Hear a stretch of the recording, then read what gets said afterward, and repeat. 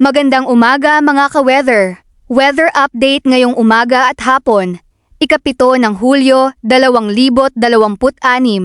Luzon, makakaranas ng maulap na kalangitan na may kalat-kalat na pag-ulan at pagkulog lalo na sa Hilagang Luzon at Kanlurang Luzon dahil sa pinalalakas na habagat. Posible ang malalakas na buhos ng ulan sa ilang lugar. DGMA Network +1. Visayas, asahan ng maulap hanggang bahagyang maulap na panahon. May mga panakanakang pag-ulan at thunderstorms lalo na sa Western at Central Visayas. Mag-ingat sa biglaang pagbaha sa mabababang lugar. GMA Network +1.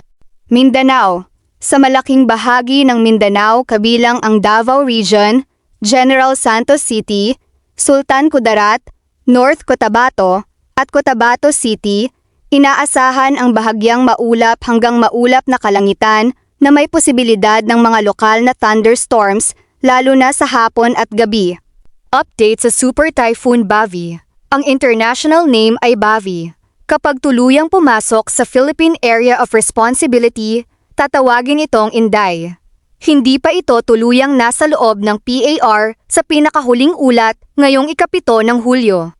Tinatayang nasa humigit kumulang 1,950 kilometro silangan ng Timog Silangang Luzon. Lakas ng hangin, 205 kilometers per hour.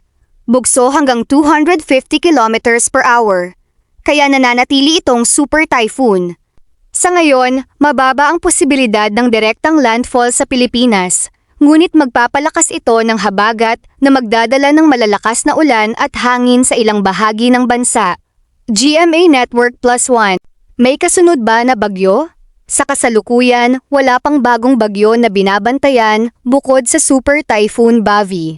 Pag-asa, karagatan, asahan ng katamtaman hanggang maalon at sa hilagang at silangang karagatan ay maaaring maging maalon hanggang napakaalon habang papalapit ang epekto ng Super Typhoon Bavi.